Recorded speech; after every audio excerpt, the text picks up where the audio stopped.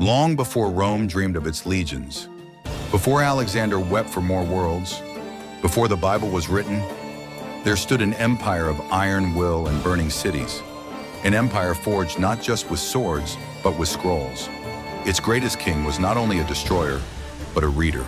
This is the story of Ashurbanipal, scholar, king, hunter of lions, and architect of the world's first library. But to understand him, we must rewind the clock to the birth of empires, to a land that learned how to rule through fire. Assyria began not as an empire, but a city-state, Ashur, named after its patron god. Around 2500 BCE, it was just one of many small kingdoms along the Tigris River, trading tin and textiles. But geography gave it an edge. Sitting between the Zagros Mountains and the Fertile Crescent, it was a perfect choke point for trade. Early Assyria was a vassal to greater powers, Akkad, Ur III, Babylon.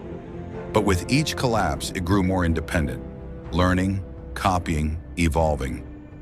By 1400 BCE, kings like Ashurbanipal were no longer content with tribute. They began taking territory. Assyria's strength came from a ruthless bureaucracy. Roads connected garrisons, governors collected grain, and spies monitored provinces. By the 9th century BCE, Assyria had perfected a war machine. Enter the Neo-Assyrian Empire. Between 900 to 600 BCE, kings like Ashurbanipal II, Shalmaneser III, and Tiglath-Pileser III turned Assyria into the first superpower. They invented standing armies, siege warfare with battering rams, mass deportation as a weapon of control, iron weapons on an industrial scale. Their cities, Nimrud, Kalhu, Nineveh, were planned with terrifying beauty, palaces with carved reliefs, lions in cages, and temples that smelled of blood and incense. Now let's meet the man himself. Ashurbanipal was born around 685 BCE, son of Esarhaddon. While his older brother was sent to rule over Babylon, Ashurbanipal remained in Nineveh, groomed for kingship. What made him different? He could read and write, a rarity among kings. In his own words, I, Ashurbanipal, understood the wisdom of Nabu, god of scribes. I have read the clever writings of all scribes, and I write my own tablets. He ascended the throne in 669 BCE and ruled for over 38 years, one of the longest reigns in Assyrian history. His empire stretched from the Nile to the Persian Gulf, ruling over Egyptians, Elamites, Phoenicians, Jews, and Arabs. But Ashurbanipal didn't just conquer, he collected.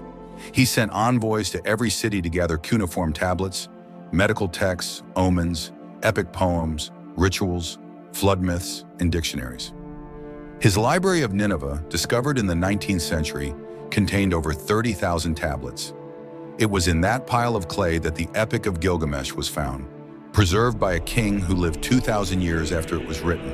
Ashurbanipal's wars, though, were no less brutal than his forefathers. In Elam, he razed Susa to the ground and desecrated its temples. He ordered thousands impaled, their heads sent back in baskets. Reliefs show him relaxing in his garden, sipping wine, while his enemy's severed head hangs from a tree. His supply chains were meticulous. Grain from conquered fields was rerouted to garrisons. Horses were bred in the stables across Mesopotamia, managed by scribes with ration tablets.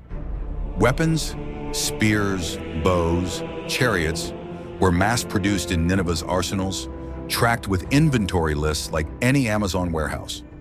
It was a machine of empire, oil, grain, bronze, blood, all flowing in one direction, toward the king.